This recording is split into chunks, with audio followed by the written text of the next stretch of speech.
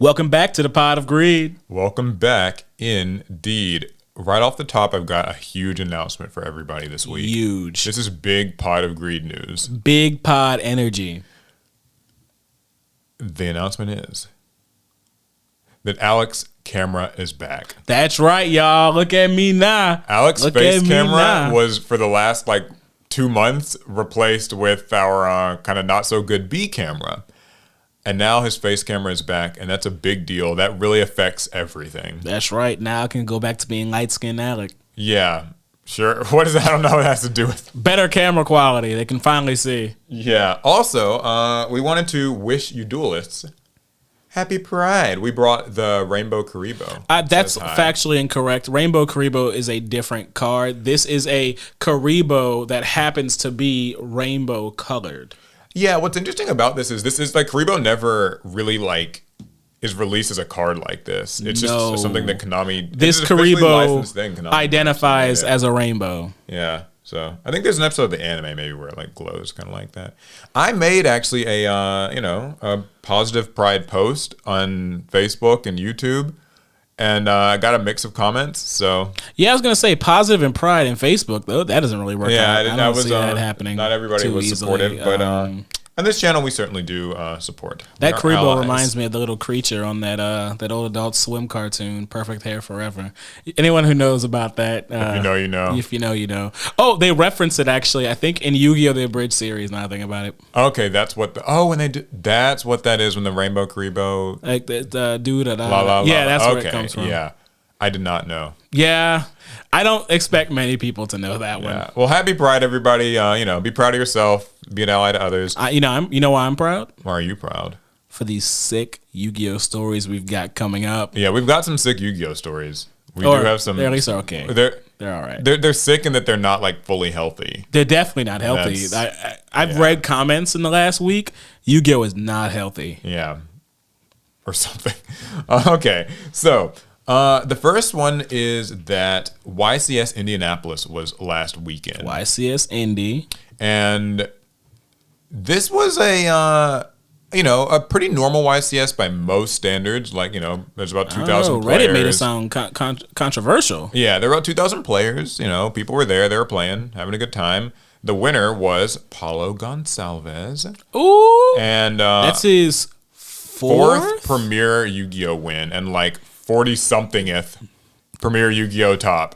Can I just give a shout out to this man? I think I don't want to harp on this too long. These top players actually frighten me. They built different with how consistent they are. I know there's this running narrative that Yu-Gi-Oh is a very coin flippy game, right? It's all luck and there's no skill. But I look at these top these sort of here's the top 64 or top 32. It's the same names every time. Yeah, I mean, he was playing against Chris LeBlanc in the final. Exactly. Once again, the same names. The same very high-level Yu-Gi-Oh players. Think what you will or may about, them as people. I know, there's controversies, but I'm just talking about, keeping it strictly to the skill on display. Yeah, we're just talking about Yu-Gi-Oh. And, the consistent skill. Paulo isn't, he didn't show up, last year and start winning events. He's been winning for years. I think that's crazy. So, congratulations to him. He won with Snake Eye, and that's where our story takes a turn. Because, nothing about him specifically, but just that Snake Eye took up. Wait, you sure you don't want to talk about Paulo a little bit more as a small reminder that you do have a game up on him on stream? That's true. Yeah. In Yu-Gi-Oh Master Duels, that was the invitational. The invitational isolated little format thing. I was able to. You're one game up. Yeah, I was able to take a couple games. So when are you gonna get your first win? Next week at. Ooh. No, there's nothing happening. I don't know. I mean, I could go to Yu-Gi-Oh National. Oh, I can even play that. I don't have an invite. You lost. Yeah, you let your invite expire. I did.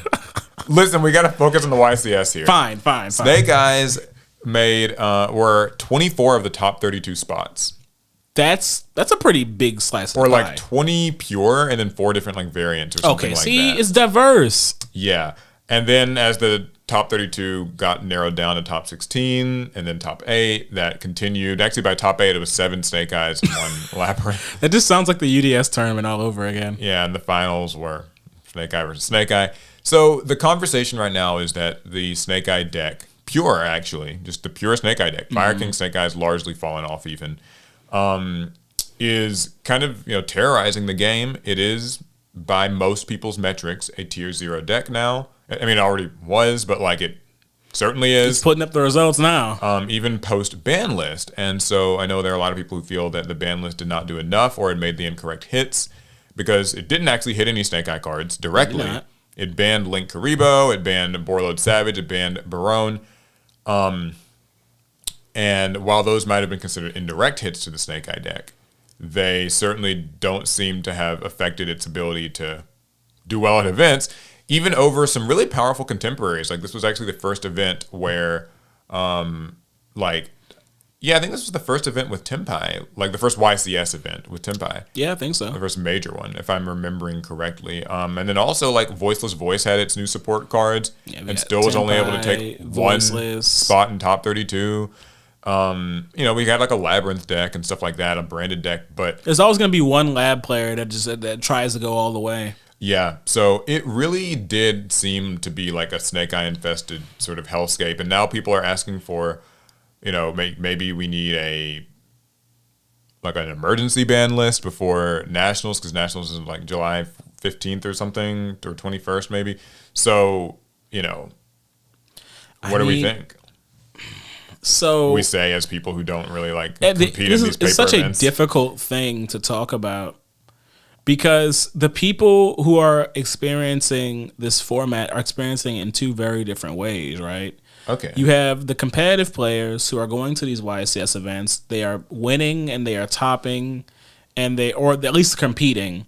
And then you have people who just kind of live their locals life, and they don't go to many YCSs, they don't go to many regionals, but they still have to play under the same format. But the circumstances are just completely different. Yeah, because for me, they could drop a ban list tomorrow, and that'd be great because, I don't have any bigger aspirations in Yu-Gi-Oh than just playing for fun with my friends. Make some cool decks. But fun. For the competitive crowd, who prepare for weeks and weeks and weeks up to these events, it's a little bit when a ban list drops is way more important to them than for me. This ban list can come out tomorrow or can come out a month from now, and I'll be the same amount of happy regardless of when it drops. For them, it's when are we going to drop this list? Because I got to get cards. Yeah, I saw some conversations on Twitter and stuff where people are just reflecting on whether or not they would want a ban list and when before Nationals and some stuff like that. Nationals is July 21st or something, and so there's enough time that if a ban list were to say come out even in let's say 2 weeks from now, that would still actually be a fair amount of time to prepare for another event. So that might not be too bad. I think the issue there kind of is just that Konami typically isn't very they won't say when they're going to release a list. No. So I mean, if you can never know if it'll come out the day before. Who knows? We also have to think about the implications for Worlds too. I mean, Snake Eye is going to be the best deck at Worlds, presumably. Yeah, and I think so. The Japanese players have their... I don't know. Depends on how they format that list. That's true, too. But the thing, they have their own ban list in the OCG. If we hit Snake Eyes differently in the TCG than how it's hit in the OCG, then... Yeah, that creates some weirdness. Well, you know what's interesting about that, though? Mm-hmm. So you're saying basically it would make the Worlds format kind of convoluted. Yeah. The thing is, though, I mean, there'll only be 6... North American players that have to care about that issue. That's true. Because Worlds is such an isolated format in and of itself, and this year it's even more isolated. But I've had this inkling that I think Konami will make decisions for that top level before they'll make decisions for the rest of us. Yeah, for those, I'd like to hear if any listeners, I don't imagine super competitive players are listening to this podcast. If they do, they're bored. Yeah, we don't have much to offer you. But if you are, or you just kind of compete in regionals and stuff like that, locals, whatever, how bad do you think the Snake Eye epidemic is? Do you think that it's something where it only really affects the YCS level, or is it something where the local and regional levels are also suffering from it? Because when I look at regional coverage in the past few weeks, I've seen a lot of weird, quirky decks making their way to like topping spots at regionals. I've liked the regional list. I saw like a Dark Magician deck, like a Dark Magician Buster Blader little hybrid thing that actually like topped the regional, and so it kind of makes me think, well, maybe the Snake Eye thing is just a problem at the YCS, and like because it's natural that it would be because the YCS events are going to be the best players where like the budget's not an issue, then and like they're naturally going to play the best deck, whereas like regionals they might be more like diverse because of the location. Yeah, because of the location and just like people's, like their budgets in kind of bumfuck nowhere versus like at the YCS event that's like the pinnacle of competition. So I don't know. That's the best I can really say about it too, since like I'm not currently playing a lot of like paper Yu-Gi-Oh yet. So I haven't like experienced it like head on. I'll say this though. What's that? One thing I've noticed people talk about is that Master Duel, in this one case at least, you always bring up Master Duel. Is that a problem? Not a problem, duelist. Is Master Duel not real Yu-Gi-Oh? Some people say that. They do say that. But Master Duel's actually been better at hitting Snake Eye, I think, than the TCG. Like, it's normally Master Duel gets a lot of flack for like, oh, they just semi-limit stuff, and like they never hit these decks, and they let these problems go on forever. But they just recently hit Snake Eye like again. They put Ash and like Wanted to 1 now, and that's more than the TCG can say. That's true. They finally killed Snake Eye. The deck is dead. Yeah, they killed it. It's totally Tier 4. It's totally being sarcastic, of course, guys. But so I mean, like Master Duel's kind of done something a little more direct about it. The OCG has as well. So it just sort of makes you wonder, well, like what's the step for hitting Snake Eye and win? I'm personally, from my like experience against the deck, I'm kind of team like Flamberg Dragon could kind of afford to go. I also think Poplar, but like a lot of decks are getting Poplars now. Yeah, which that's makes true. me think that Poplar is kind of a new design principle that Konami like wants decks to have. Effects in one card. So, because like there's just a lot of, there's like the Photon, or like the Galaxy Photon like Poplar card that's coming out. Mm-hmm. There's like a new shark kind of waterfish shark card that's coming out that's like a Poplar. Decks are getting Keystone cards, y'all. That's just the way it works now. Yeah. Even like when we were doing our Lightsworn duel, like Lightsworn Dragon Link. Yep, Lightsworn Dragon Link. It's basically like it's a Poplar, kind of summons itself. It can summon itself. It has an Send effect on special summon. It has an effect when it's sent sent to leaves, grave. it searches. It's like it kind of does a little bit of everything. So, meanwhile, though, I think Flamberg kind of has block dragon energy, where it's just a very abusable advantage engine both turns and all that. So, though I still think block dragon's worse. It just doesn't. Oh, for sure. I think block dragon's more. I mean, it had no hard once per turn on just the like revival cruel thing, card. So. Anyway, yeah, that's the top 32. I've heard some doom posting about it, but I'd like to hear from the people like on the, out in the battlefield. That's true. Yeah, but let's not forget, last Worlds, we ran straight into tier format. Yeah. Or I guess it'd be the Worlds before that. The Worlds before that, yeah. Because it's mentally. Anyway, okay, yeah, that's YCS top 32. Congrats again to Paulo. One other quick thing about the YCS actually was it was fun looking at the Speed Duel event. Oh, yeah, those are cool. We were taking a look at those. Right now, I think the Fossil deck seems to be.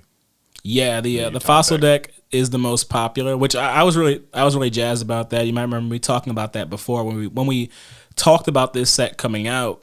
The Fossil cards came out in the TCG so late as opposed to pretty much all the other GX strategies that they would have been really cool way back when, but now they're too lackluster to see any like mainstream success. So you bring them into the Speed Duel format, release it with the other GX cards, so they have so their theme, it's proper, and those cards are crazy. It's absolutely crazy. Skull Giles has 3,500 attack, piercing, and double damage. Yeah.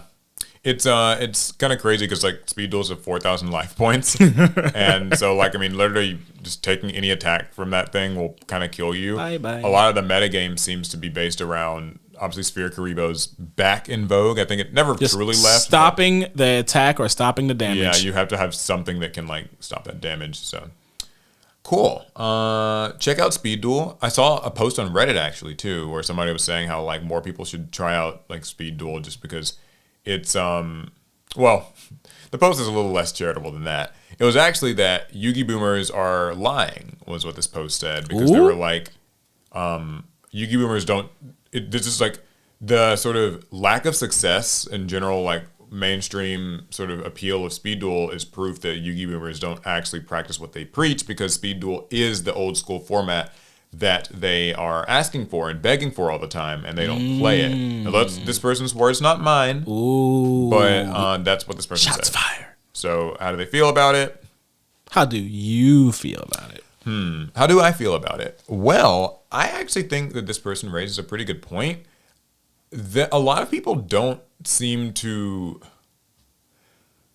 I don't know what it is about Speed Duel that seems to turn people off. Maybe they still get like that whole it's Yu-Gi-Oh! And training wheels thing or whatever. But I really do think Speed Duel kind of offers you the old school anime vibes in a quick and easily packaged duel, right? Like, I don't know. We were playing it recently for a video on the channel, and like I had fun. The games don't last super long, but it's not like in the way that modern games don't last long. Yeah. It's just more like, you know, your strategy kind of gets going pretty fast, and you'll probably win within like 3 or 4 of your turns at most. 5 if With Skull Gaios, you can win it too. Skull Gaios might make it even faster. So I don't know. I mean, I don't think that Speed Duels are bad. I think that it's just that like people don't associate Speed Duel with real Yu-Gi-Oh, and that's so. What do you think? I mean, do you feel like Speed Duels is like the answer for the Yugi boomer, or? I think Speed Duel is exactly what the Yugi boomer says that they want. But there is a problem. Okay. What most people mean when they say good old Yu-Gi-Oh is exactly that. It's what they think good old Yu-Gi-Oh was. Yeah. In most cases, it was not even real. Some people, Playground Yu-Gi-Oh was their real Yu-Gi-Oh, and that doesn't. We can't recreate that. Playground. Yeah. Some people, it was the 5D synchro format before things got too crazy with those evil Xyz monsters. Speed Duels don't have that. Yeah, I will say this. I think that skill cards are almost like the connection to the playground. Mm-hmm. Like skill cards to me, or at least some of the more like character inspired ones tend to be, or most of them are character inspired, but like the ones where it's like, okay, this lets you summon your Neos a little easier. That feels very playgroundy. Right. Like where it just kind of lets you force out your otherwise really bricky, useless ace monster a little bit more readily, or like kind of power up, something like that. So I think when people want those playground rules back, skill cards at least get you like halfway there. Obviously you can't do I run 50 Pot of Greeds in my 200 card deck and like refill my hand whenever my graveyard, shuffle my graveyard back in my deck whenever I run out. That's not exactly the case, but there might be a skill for that one day. Give it time. So yeah, anywho, that was a cool part of YCS Indianapolis. Those were just some lists from the Attack of the Giant card for like Speed Duel. So you can find all the coverage on Konami's website. Something I do think that would help Speed Duel if they had a chaos strategy. A lot of Yu-Gi-Oh players really love that old chaos deck from back in the day. That's true. A lot of people associate that with the golden age of Yu-Gi-Oh. But we don't have Chaos Sorcerer. We don't have Blackluster Soldier or Envoy at the beginning. I could see Speed Duel getting Chaos Sorcerer at some point. I don't know when. Though. I don't think it needs BLS, but Chaos Sorcerer could be all right. I mean, I could look if it's Skull Giles can be all right. I think Envoy at the beginning and End could be all right. Maybe. I mean, I definitely think like Chaos Sorcerer could work, although it'd probably end up on like Limited 1 or Limited 2 or something like that. So you couldn't just run too many good cards with it. But presumably we may not be getting any more Speed Duel cards. So yeah, that's still up in the air, isn't it? Okay, so moving on. Did you see this cool new like trailer for they released in Japan for the OCG Tactical Tridex? Oh yeah. Yeah. So pulled up. For those of you guys who need some context, you guys might remember a few months ago at the Tokyo Dome event where Konami was like, hey, here are some animations for just a bunch of like notorious archetypes, or Branded or Ice Barrier or whatever, Evil Twins, all that stuff. And so we were wondering, like, what are they going to do next with this animation studio that they formed? That was some good quality. Yeah. Fun fact, by the way, about Konami's animation studio. They actually are the animation studio behind the anime Reign of the Seven Spellblades. Oh, I remember Reign. So it's kind of a cool one. But anywho, yeah, just this is like a 15-second little like promo thing. And it's got Chimera Tech or Cyber End Dragon. Cyber End. Yeah. Oh, look, it's the sisters. The evil or twins. The girlfriends. Roommates. And then Eldritch. And it kind of just promotes the tactical Tridex. That's it?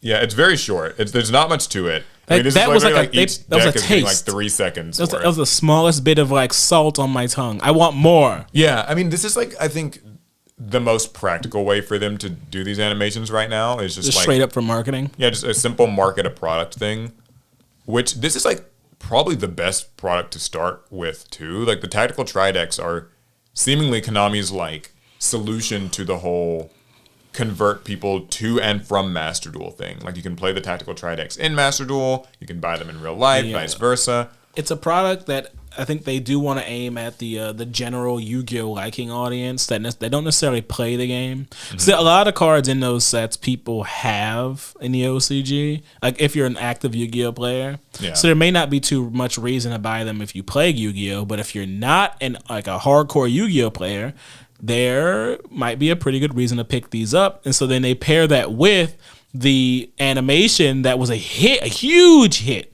Yeah. With anime and with Yu-Gi-Oh enjoyers. Yeah, I really think so. I saw a video actually on YouTube the other day from a new channel I've been binging, and I feel so bad because I don't remember the name of the channel right now. Wow, he doesn't promote smaller channels. Hold up. Well, you know what? Actually, I'm going to try to find the channel because I do want to give them a shout out. I think that it's a... oh, he's only doing it because I called him out. Well, I called myself out. But you also called me out. So basically, what was it about? It was Yu-Gi-Oh! Isn't the same without an anime. And it was from this channel called Faker. Like, literally, they... like the League of Legends player? Well, actually, they're, like, icons, like a fake trap. Oh, okay. Yeah. And so he was just talking about how, like, you know, without an anime, Yu-Gi-Oh's card design and stuff has kind of, like, not fallen by the wayside or is dying, but more so that because we don't have an actively airing anime, it's hard to actually, like, pull new people and, like, get people... kind of just have that cross-excitement where, like, the anime episodes are airing and characters are kind of showing new monsters, and those monsters and stuff are releasing in sets. Right. And we haven't had that since basically 2020. Like there hasn't been a new anime airing that aligns with the TCG. So it's kind of on the surface it seems good because it's like some people didn't really like getting new Goki and like random Goki and Altergeist and Trickstar. Boy, I cards. hated them. Like Hated all every single of them. set. Right. There was not a thing in Vrains I wanted to see in my card game. Yeah, and admittedly that's true. I didn't really resonate with too many of the Vrains cards, except I liked Rockets until they became Dragon Rockets Link. can burn. But and a lot of people I know like really enjoyed Salamangrates and stuff. Ugh. But the thing is, wow, Alec, what you just don't like anything from Vrains, huh? Nothing. Okay. Cool. Well, anyway, yeah, no, it's just there's not an anime series at all now. So what Konami's kind of been doing is they're reaching kind of into the backlog of, oh, there goes main camera. All right. We locked in. Awesome. So, yeah, they're reaching kind of into the backlog of, you know, these just what DM, GX era think, and we kind of just retrain. There's and they've done support. A lot. There's Sarcophagus of Light. There's Exodia this year. We're going back to Sharks, and there's we did Ancient Gears. Ancient Gears. And don't get me wrong, all very cool. I don't think anybody's like upset that that's happening. I think some people might be. I suppose, yeah, someone. Yeah, someone on the planet's always a little mad. But like, it is kind of like there's not a new anime. It's just like we're repeating the past. And so I don't know. It was kind of an interesting video because he was just saying we probably need a new anime to get to get like the new hype train going because all that existing stuff, it just feeds existing people. I mean, I think Konami's been telling us for a long time now, I mean, exactly the strategy for Yu-Gi-Oh! We may not want to hear it, but it's fairly obvious Konami is not interested in bringing in new players. Or at least it's certainly not like top priority. Like I think they'll take new players, but they're not. Yeah, but you're right. Like a lot of the campaigns they're doing. Yeah, they're not interested in like creating new Yu-Gi-Oh fans and Yu-Gi-Oh enjoyers. Their goal is to recapture what was already made. Yeah, just kind of retain the people we've got. The animations. Yeah. That's all about keeping the people we have and then bringing back the ones we lost. And you know what? That actually makes some sense. It's logically, it should be easier to bring back an old Yu-Gi-Oh player than it is to bring someone into Yu-Gi-Oh for the first time. Yeah, I mean, that and like, should be. You know, growth is difficult, like in any space. Like, Yu-Gi-Oh is already huge all over the world. If you think about how a lot of video game companies are, particularly Japanese video game companies, a big trend in the last decade with video games has just been remakes and remasters and re-releases. Yep. And I'm not just talking like the major ones, but like all of them. Capcom, Sega, Square Enix, Konami, like it's a lot of just, you know, Metal Gear Solid collection, Mega Man collection, you know, there's like several different Street Fighter collections and like, you know, Resident Evil, all these things where we're just kind of like taking them and like re-releasing them. And the big one being like maybe Final Fantasy VII like remake and rebirth and all that stuff. I mean, now there's this kind of simple marketing logic to it. The people who enjoyed those games back then are now adults with buying power today. Yep. So that makes it, it's very simple, right? Makes a lot of sense. To make something new that like for a new generation to enjoy, there's a small problem with that because they're not the group with the buying power. I mean, it's not even necessarily that though. I think it's, well, you're right. Like for sure. There are people now who have the money that they maybe did not have before. But the thing is, like, you can get new people who are still that same age with that same amount of buying power who just didn't know about a thing originally. But it feels like there's safety in not taking the big risk on the game that might just fail. Because, I mean, it's hard, especially when you're these large IPs and brands like Yu-Gi-Oh. Mm-hmm. Like, Yu-Gi-Oh actually like penetrated deep in those early 2000 years. It was in the zeitgeist. There's a lot of people who don't play Yu-Gi-Oh! And there's a lot of people who don't realize people still play Yu-Gi-Oh! But they still know about Yu-Gi-Oh! They know the memes. Actually, so it's a funny thing that video pointed out too was how there was kind of tongue-in-cheek, but like kind of not, is that we should maybe be a little ashamed that like all of the memes from Yu-Gi-Oh! Are like 20 years old. Like the mainstream memes that like, you know, someone might share on Facebook. Most of them from a Yu-Gi-Oh! Bridge things series. about like, you know, Yu-Gi-Oh! Bridge or something about the Shadow Realm or like my dual disc will protect my virginity or whatever. You know, like that one. You haven't seen that? It's like, you've seen it. It's a meme. It gets shared around a little too much. Or what does Pot of Greed do? And like a lot of those memes are very old and like the newer anime don't seem like they're able to really like penetrate with the memes. Mm-hmm. So... or with that like mainstream accessibility. But I still don't think that's not a reason to try. And if not a new anime, then maybe these tactical try style animations are the next step. Another card game might have the answer that Konami needs. Okay. Sometimes you have to look to Bandai. What's Bandai doing right this time? Web comics and web novels. Oh, I don't think that's ever working. Not to say that Bandai thinks it will. Not to say that Digimons are bad, but just that like I think. Well, okay, you know what? Yu-Gi-Oh! Web novel. I'll say this though, people would read it if it was like the Albaz story or like the Snake Eye story, because we've been asking for like to me those master guides where it's like kind of the EX lore books or whatever the heck they're called, releasing like translating those and releasing them. I don't know that that's gonna like bring in any new people, but it at least can deepen the sort of bonds that like an existing player has. I would read cards. The mess out of an Albaz novel. So, I don't know, this got into the weeds, but the point is, there's a cool animation. You get like 3-4 seconds of your favorite archetype on screen. So, a new Exodia the Forbidden One anime support card is coming out. That's the Animation Chronicle card. Yeah, it's coming out in Animation Chronicle, not to be confused with the stuff from Infinite Forbidden, though it is vaguely compatible with those cards. It's just this trap card, Break the Seal. Adrian Gecko uses it in the anime. Forgot all about that. It's a continuous trap that's got 2 effects. The first effect is that you can activate one of these 2 effects.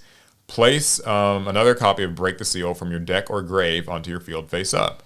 So a second copy of itself, meaning you gotta run 2 of this. And then send 2 face up Break the Seal you control to the graveyard, including this card, and add a Forbidden One monster from deck to hand. So you kind of slowly work your way up to being able to get Exodia pieces into your hand.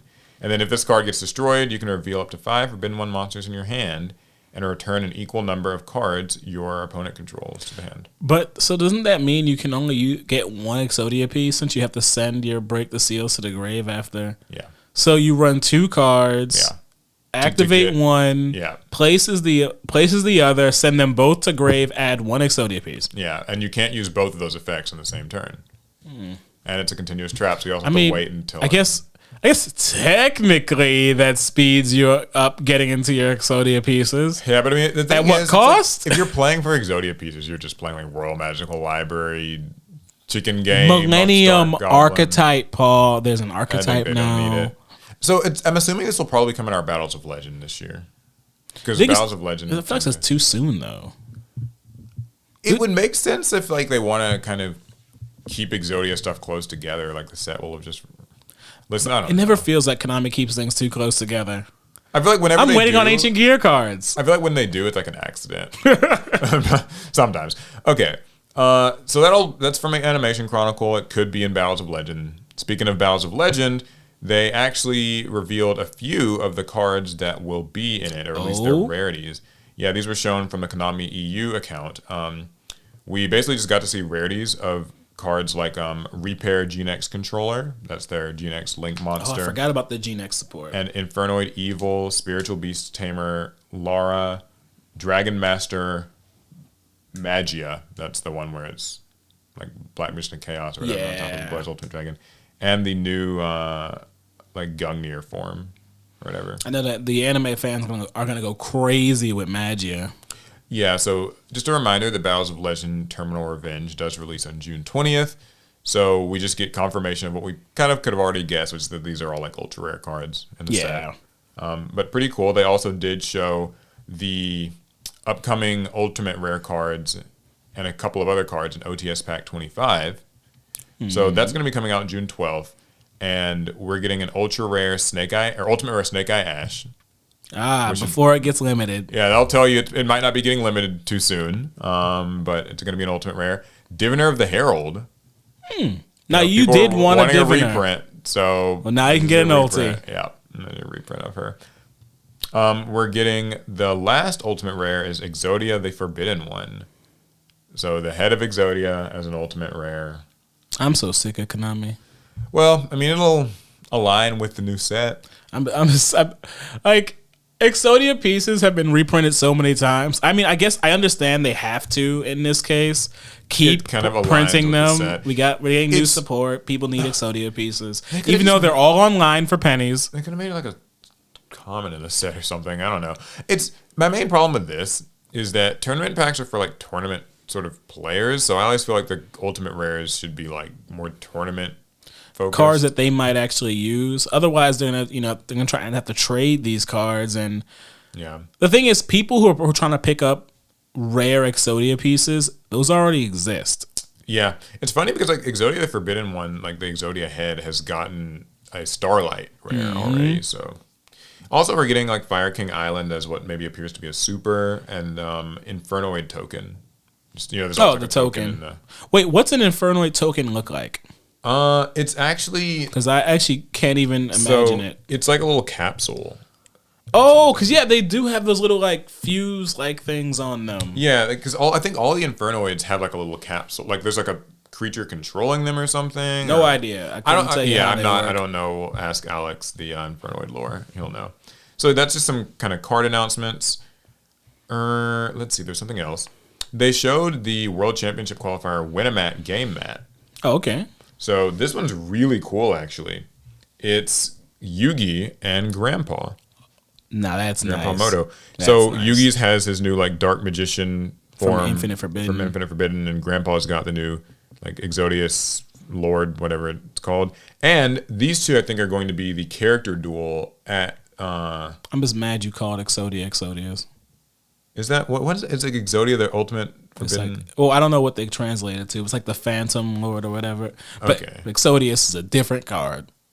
I'm sorry, I don't know. I am not an Exodia guy. I don't know any of their names. I know there's like Necros and Dark Exodia and all that stuff. Yeah, but these two are going to be the voice actor duel that they're going to have at Nats. Oh, that'll be perfect to get signed. Yeah. Well, it would be perfect to get signed, but there's a problem. Can we not go to Nats? No, we can go to Nats on Worlds. I was about to say, it's like, whoa, we're not allowed in. Konami announced that due to scheduling conflicts, the voice actor duel is going to be pre-recorded and the actors will not be at Nationals. Yeah. So, unfortunately neither of them? Yeah, Dan Green and whoever voices Grandpa Woo, Moto. Disrespectful. Well, go on, Alec. Tell me who voices Grandpa Moto. Look, I don't know. Oh, okay. But no one expects me to know things. They expect me to know. So, yeah, this is a really cool mat, and they're going to have a character duel. It's unfortunate that the actors weren't able to show up, but I believe them. It probably was just a See, I like the idea of like 2 character mats because that to me as a fan, I'd love to get like each side signed by the voice actor for the character. Yeah. Also, it'll be that much harder now. You guys might not have known, this is coming a couple days late now, but Yugi Moto's birthday is June 4th. Oh. It was, as of the time we're recording this, that was yesterday. That was yesterday. But you can still say happy birthday, Yugi, in the chat. You can also put a 1 in chat, by the way. We forgot. You guys we didn't have y'all put y'all 1s. Yeah, 1s in chat. Or tell Yugi happy birthday. Or like the premiere. That helps. Yeah, I'll take that as well. We'll take a little bit of you can also tell me happy birthday. It's not my birthday, but you can tell me happy birthday. My birthday's soon. It is soon. You can tell Paul happy birthday, too. So... Nah, just tell me. I think that's all the Yu-Gi-Oh news that I've seen really this week. No, you covered the things that I saw, too, so you got it. Awesome. All right. On to card game stories. Yeah, I think there's a few. Okay, so we got thieves in card games, y'all. I don't know what's it about. What's it about these cards, man? Don't you? Look, I don't know why. I do my research and people keep stealing these cards. Yeah. But for once, it's not Pokemon cards. Okay. Caught on video, thief grabs backpack with pricey anime trading cards in El Cajon, California. Okay. So a drive-by thief was caught on surveillance video in El Cajon stealing a backpack filled with pricey anime trading cards. At first I was confused on why they kept calling them anime. Anime trading cards. You can kind of start guessing what they are just off that, really. Sort of. So I'll get down to when they say where it happened. So he is a roofer. And his truck was parked nearby. This is Gomez, a roofer, with the driver's side window down and door unlocked. About an hour into his job, a silver car is seen passing slowly by his truck. The car parks, and a woman gets out of the car, makes her way to his truck. She opens the door, grabs the backpack, hops in the car, and goes. Okay. The kicker here is, well... Is there like a video of this? There is video. Okay. There is video of it. Show people. So that bag was filled with Gomez's one-piece trading cards. About $3,000 to $5,000 in value. Oh man. He actively plays One Piece and was even going to go to the shop to play after he finished that job. That's why the bag was in his car. That pisses me off. So, but it gets more interesting, right? Okay. Not many places have card shops. And so if you've just stolen cards, Well, let me guess. She went to the card shop that he was headed to try to sell the cards to them. Okay, that's funny. Now the downside is the clerk did not immediately call the police and they stopped the girl. So she got away. Okay. But it's crazy. The very same place he was going to play cards that night, she went to try and move the cards. Yeah. I'm assuming the story will be updated with her being caught because at this point she's been on camera twice. So yeah, I'm pretty sure they can find out who she is. It's unfortunate for him because obviously, stealing sucks. But also come on, girl. You gotta do a little better. That type of crime. Or don't steal the cards. We always hear about these card crimes, and for me, it always feels like I wonder if this was a setup. Did she know that there was going to be a bag filled with valuable cards in that car? She probably had to because what they say about crime. It's usually someone you know. You're far more likely to be raw. If someone kind of knows to go to your car specifically, take this bag, they know probably who you are and maybe some of the things you own. and how they might be able to get them. So yeah, I think that it was at least like she was aware of who this person was. And even like saw the cards and took them to a card shop. I mean, yeah, you can find it on Google, but yeah. So I think that she knew. She didn't think it through very well. I hope she gets caught because that really sucks. Yeah, if you have information, you can snitch to the police at 619. I'm not finishing that. We'll link it in the description. Yeah, you can. I'm sure you can find the. I'm sure they'll actually probably have found her long before this episode even gets out there. Okay, well, I think it's been a while since we've talked about a Wizards of the Coast controversy, so they got one? Change that. What they got? Wizards of the Coast responds after making AI-related job posting. So, this is a thing that happened on Twitter. Wizards of the Coast has responded after tabletop enthusiasts discovered a job posting related to generative AI on their webpage. So they were like hiring for this position, that involved the use of AI. Over the weekend, Dungeons & Dragons and Magic the Gathering enthusiasts expressed dismay and outrage over a job listing for a, quote, principal AI engineer that was posted in early May. The job post asks for a proven experience with AI and machine learning systems in at least one of the following areas: simulation, asset creation, and generative content. Asset creation, huh? Yeah, that you hire artists to do?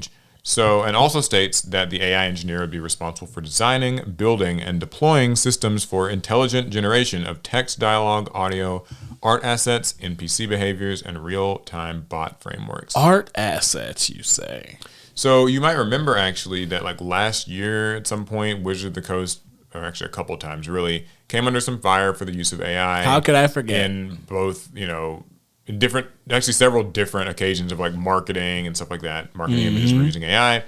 And they came out with a statement that like, we will not use AI in like final Magic products. Right. So this seems like they're maybe kind of quickly going back on that and betraying their word. Many were quick to assume that Wizards of the Coast was exploring AI development in their core tabletop games, but Wizards told Comic Book that the job description was related to future video game projects, which is a growing part of the Hasbro subsidiary. Oh. Their quote is, "Our stance on AI hasn't changed. This job description is for a role for future video game projects. You can reference our AI FAQ here." There's a link to it. So Wizards has started several game studios in the past 5 years that are developing a number of AAA video games, including their recently announced Exodus. Hadn't heard of that. Both the Dungeons & Dragons and Magic the Gathering teams have been clear that art made with generative AI projects are not to be used by freelance illustrators and writers working on projects or products for their company. And they've made a series of statements that the games are built on innovation, ingenuity, and hard work of talented people. So only freelancers can't use AI. I guess maybe it's more specific wording, so I won't quote them. But yeah, so how are we? I saw some of the backlash for this online. It was huge. Well, I think we have to remember that this is a corporation, and you should never be surprised that a corporation would lie. Yeah, I would kind of go back on their word.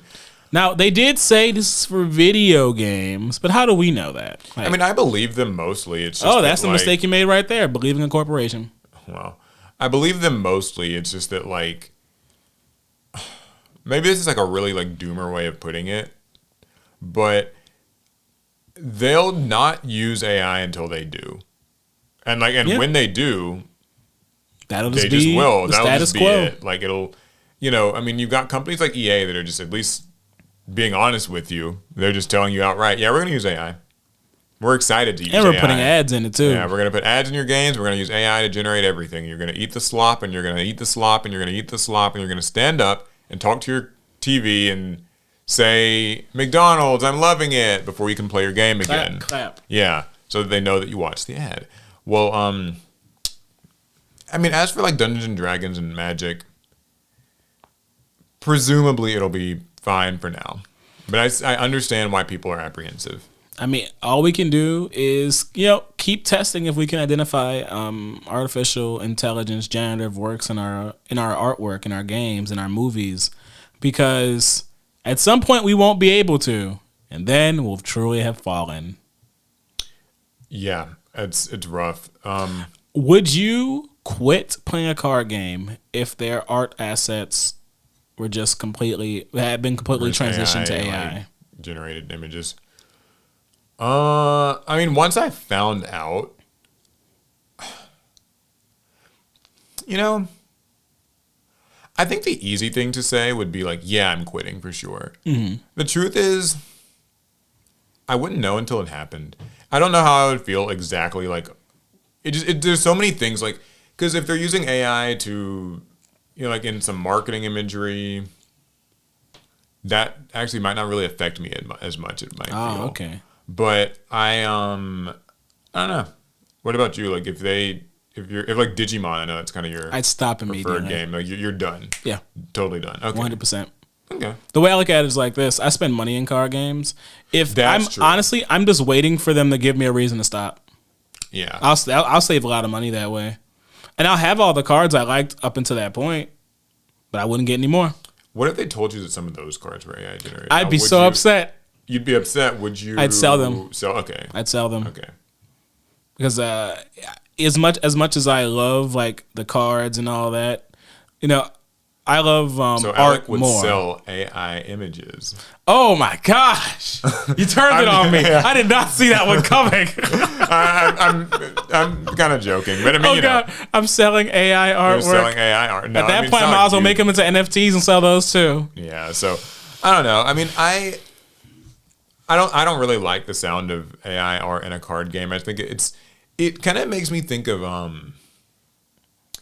slop. You know, like everyone's kind of started to call, like that's been the new word I've heard a lot of people use to describe like the AI stuff. It's like AI slop. Woo. It's just it's things that, you know, it's crawling all over the internet, getting articles and stories and images and stuff, and then just regurgitating it at you. And I feel like a card game wouldn't have any more heart or soul if I just, you know, I'm just playing like a AI generated knight and an AI generated, like it just, I don't know. All right. I'm gonna flip it now. Okay. What if the artwork is real? Okay. Real artists. Let's say even Konami starts crediting the artist, right? Let's say that's never Magical World, right? Okay. But the card effects are all AI generated. There are people who already think that's the case. How strong some of these decks are. I just feel like I wouldn't even be playing a card game at that point. It just doesn't feel like, if it's not like intentional human design. Like, because the thing is, I can play Yu-Gi-Oh! And hate that Konami's R&D department made this deck so strong, but like if literally there's not even a human behind it, it just feels like we're really puppets in all of it or something, like a weird simulation thing. I don't. The Matrix, you say? Yeah, that's right. Red pill or blue pill? Oh yeah, which I don't even remember how that worked. Which one is the truth or whatever? Well, I can tell you're not in the manosphere. I'm not. I'm really not. No, but I you know, I don't really want like AI stuff in my card games. I can tell you that much. Wizards has faced several AI-related controversies in the past, with one artist admitting to using generative AI in pieces submitted for Bigby's Presents Glory of the Giants. I don't know what that is. I have no idea what that is. And Magic the Gathering's marketing team using images that featured AI-generated backgrounds. Oh, I remember some of those. I remember that. We actually discussed a couple of those things on the podcast. Wizards has moved quickly when confronted in both controversies. They immediately commissioned new artwork to replace the AI-affected pieces in Bigby's Glory of the Giants, and they pulled the AI-generated Magic the Gathering marketing images and apologized. Although the company initially said the pieces were created by people. You might remember that story. Yeah, I mean, a person was involved. Someone has to tell the AI to generate it. So Wizards' parent company Hasbro also uses AI in several tabletop products, including the AI-generated questions for its online Trivial Pursuit Infinite game and an AI-powered Ouija board. Oh, no. Oh, no. That sounds so scary. I thought I'd already found the line with AI. That's a whole other line. That's a red line with voodoo skulls around it. Oh, no. Absolutely not. AI Ouija board? Are we really? No. That's really terrifying. No, you're not going to invoke a lower. You're not. No. Not an AI-generated apparition. Yeah, that's really terrifying. Anyways. Apparition intelligence. Any other card game stories? Anomaly investigations. I can't think of another one. Okay. Artificial entities. Oh, wait, that's an E. Yeah, okay. Yeah. Well, any other card game stories? Because I've got a couple more. No, mine are getting into like more nonsense territory. Okay, well, there was one that you told me about earlier, actually. Did I? Upper Deck to launch Neopets Battle Dome trading card game. Yeah, y'all. Neopets are back? I don't actually know that much about Neopets. Well, I have the Vegas. I mean, Alex Turns out Alec was a huge Neopets Well, fan. no, because Alex was into it as a kid, so I couldn't be. Okay. But also, I was never a big fan of like cutesy things. Why can you just can't be interested in something your so brother is when interested Alex in? and I were kids, and because of our very like competitive like relationship, a lot of time there were some things we both liked, but a lot of times if one of us liked something, the other one had to hate it. And so I kind of hated Neopets as a kid. Yeah. Not for anything Neopets did, just because my brother liked them. Upper Deck, a global leader in entertainment. They always start like this. I mean, they are a global leader in entertainment. Has announced the date the new Neopets Battle Dome trading card game will be available. It's going to be available beginning June 26th for purchase and play at local game shops. Which is crazy because it's June right now.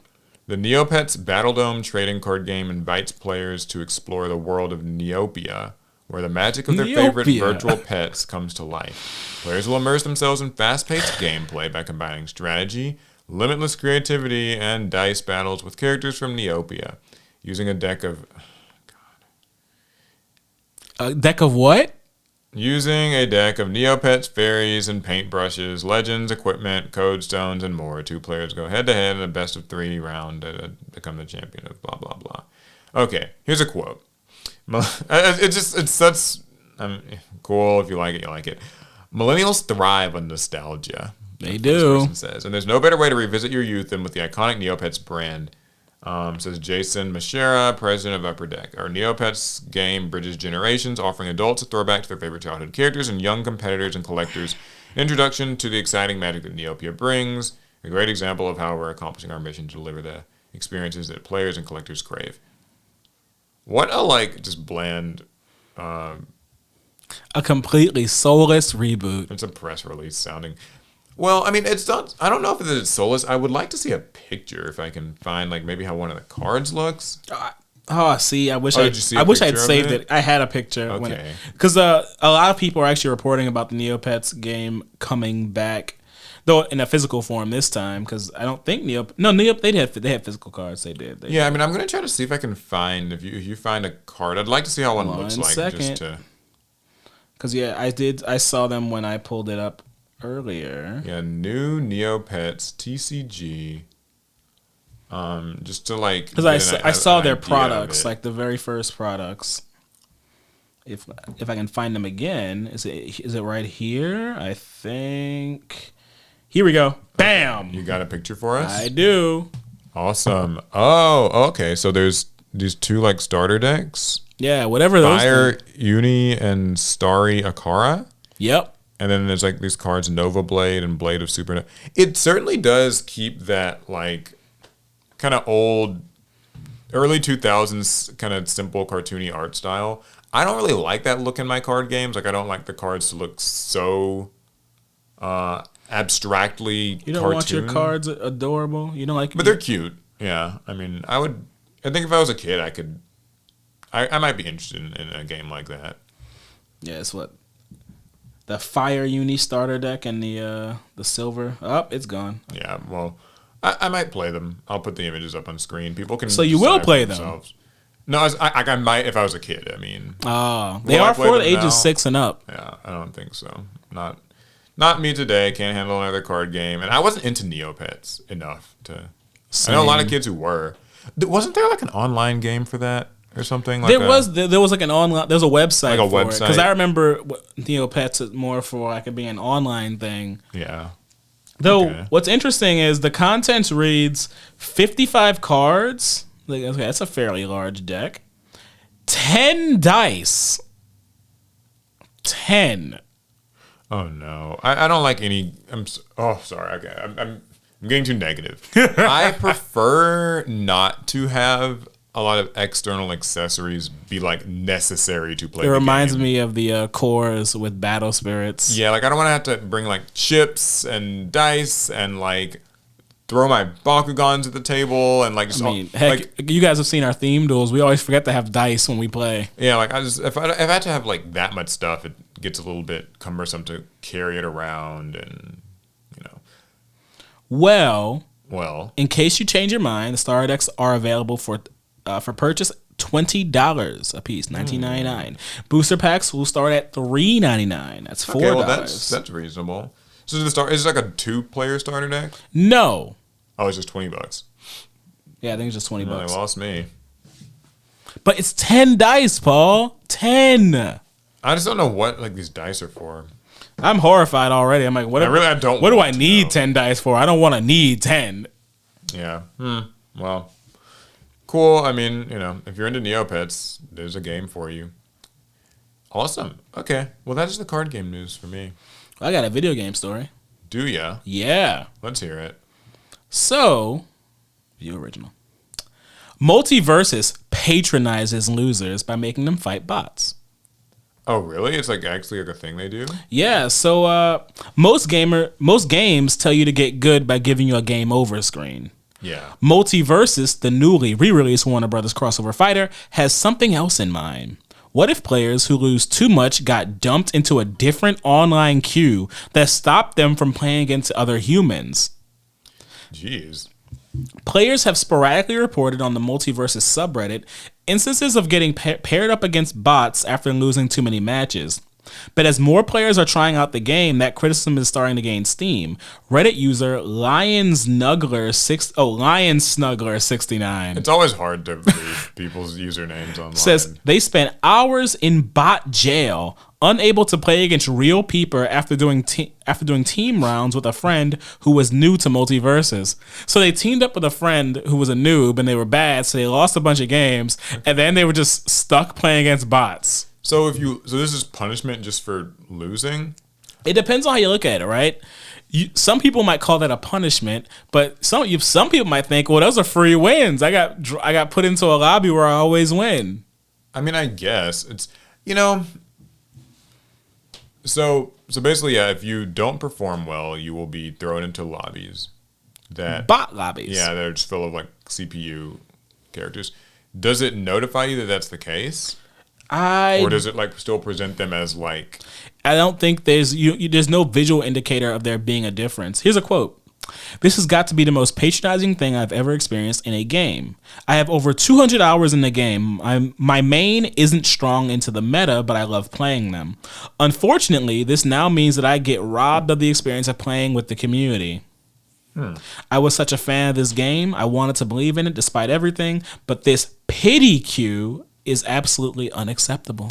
Yeah, I guess that was my second thought on it, was that I guess it's like a pity thing. Like you suck, so here's something easier. Maybe it's for kids where like if you're 7 or something and you are playing Multiversus and you're losing all the time, they can throw you in a lobby with a bunch of bots. They don't want you to quit. Who will be easy to beat, and you'll still feel like you're. Because I mean, that could be all right. I've never seen it done quite like this as far as bot lobbies go. Typically, in the games that I've played that utilize bots, it's usually one of two things. When the game does not have a high player count, they inject more bots into the game just so you have faster queues. Yeah. But also when you first Marvel Snap does that. Marvel Snap is good for that, or at least it was. I'm not sure if they still do it. Probably. But I've played games like Fortnite and Call of Duty, at least on the mobile version for Call of Duty. Your initial games would be 98% bot and then 2% human players. See, that sucks. But it's only your first few games. You start feeling like an absolute god and the terror of death himself, and then you get into your first human lobby, like let's say 4 or 5 games in, and you get decimated because you've actually just been playing against mindless bots the whole time. Now the real players are here to show you the tech. Yeah, that's interesting. I mean, because I guess at first I was reading it as like it's like a punishment for griefing or just some type of toxic behavior online. Nope. I guess it's supposed to just help you feel a little better. You're bad, so yeah, help the kids feel a bit better. I guess if you're an adult and you end up in there, maybe there's like more shame associated with it since you're supposed to be able to be decent at video games. I guess the problem is losing does not mean you're bad. Losing means that you were not the best player in that specific scenario. Yeah, well, too bad. You should be, in most competitive games, you should be able to take a loss streak and not be deemed inadequate by the game. What is the loss streak needed? Like, is it a certain amount of losses, I wonder, or losses to a certain low skill level of person? I guess the game hasn't been Like re-released or released for the first time properly long enough for us to know for a fact. Okay, well. But people are stuck in these bot jails, and they're not enjoying it. I don't think I would either, to be honest. I mean, it seems a little patronizing. I want to beat people. I don't want to beat bots. But I will say I remember what helped get me into Fortnite was not realizing that and just decimating entire 100-man rooms because I thought. I mean, I guess it might build your confidence. It did. I thought I was amazing. Like it would maybe make a kid. I was like, whoa, I should be a streamer. Yeah, like you should be in esports. You really got it going on. Okay. Well, here's a story. I know we all love ads on the internet. That's my favorite thing. Possible thing. I get on the internet just to see ads. Yeah, I hop on Google or whatever, YouTube. I want some ads. Well, Instagram is testing unskippable ads that you can't scroll past. Instagram has ads? I'm sorry. Instagram. Yeah, I know you don't use Instagram much, huh? Mm-mm. Okay, well, Instagram has plenty of ads. Trust me. They've got ads in stories. They've got ads just on your news feed, the Explore tab, all that stuff. What's the difference between a story and your feed? Not joking. I actually don't know. God, I really we can take a boomer to school here. So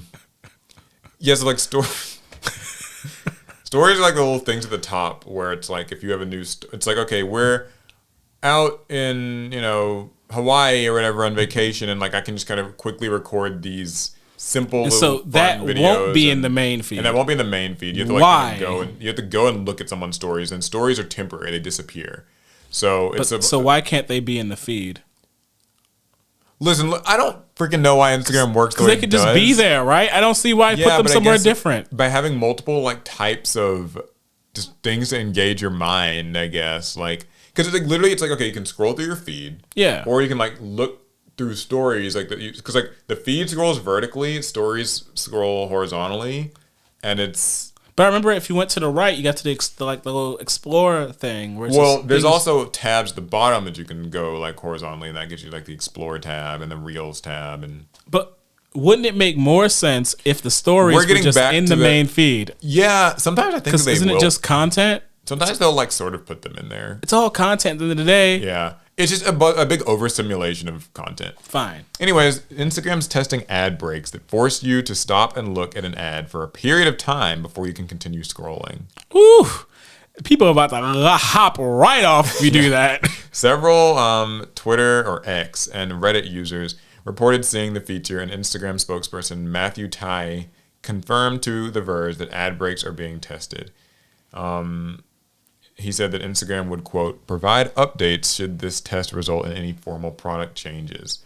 That's insane. Little Jimmy's scrolling at home. They're going through a bunch of OnlyFans models, and it stops, and it's like State Farm is on your side. Why is little Jimmy looking at OnlyFans models? Isn't that what's on Instagram? Just on Twitter. Definitely on Twitter. Yeah, there's a Twitter story coming up. Okay, yeah, so one Redditor spotted the feature when scrolling through stories and posts. After a certain amount of scrolling, Instagram prevented them from going further until they looked at an ad, as shown in the screenshot right here, where you can sort of see this little ad break icon, a little spinning circle like it's loading. Wow. Like an ad on another place, with a countdown timer that shows how long until you can start scrolling again. So... you gotta want it. You gotta really want it to sit through that ad.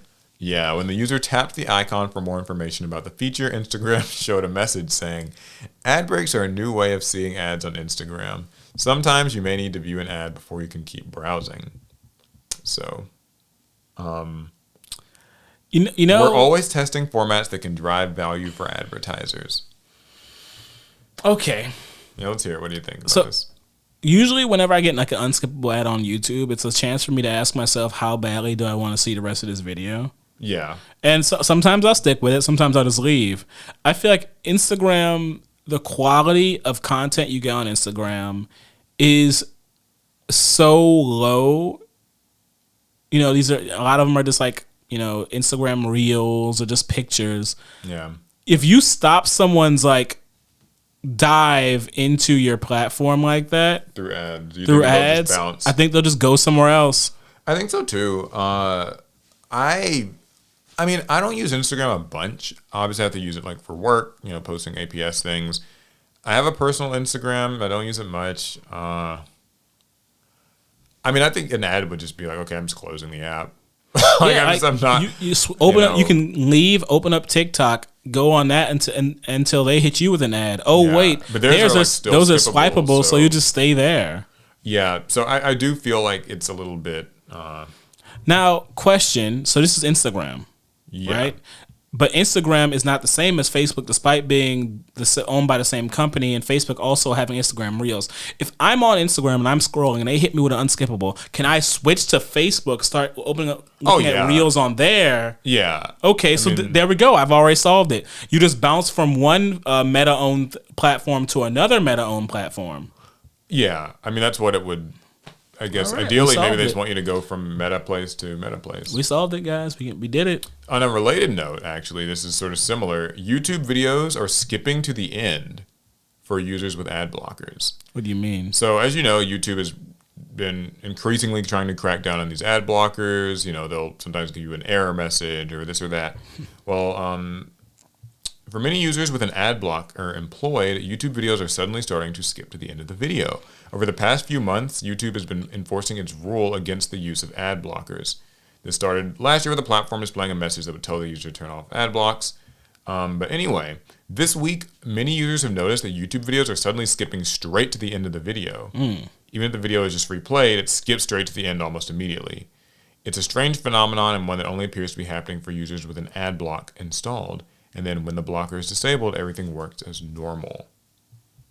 Also, some people report that YouTube will mute the video. Woo!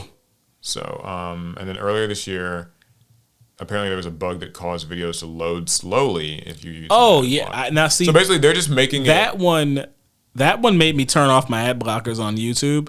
It was so bad, the entire YouTube website just stopped working. Just trucking through mud. It just didn't work. I had to disable. Yeah, that's their whole thing now. Is they are they really don't want you using these ad blockers.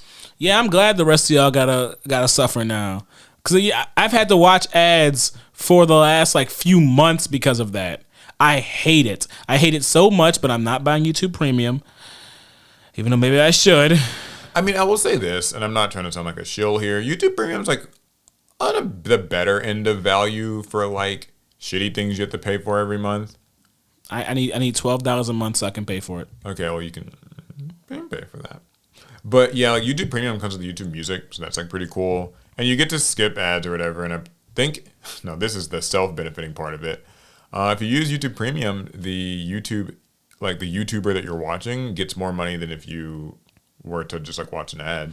So you can make telling me more money, you guys, if you get YouTube Red or Premium or whatever it's called, and you watch our videos. So I should get YouTube Premium, watch the people I like, turn it off, watch the people I don't like, and then turn it back on for people I like. Yeah, I've always thought that so you know how on Twitch, if you have a sub to somebody, or maybe you don't know this, but on Twitch, if you're subbed to someone, paying the little $5 a month sub thing, you don't ever see ads on their channel as well. That's one of the perks to being subbed to a person. So I have one Twitch subscription that it bills me every month for, and I don't know who it's for anymore.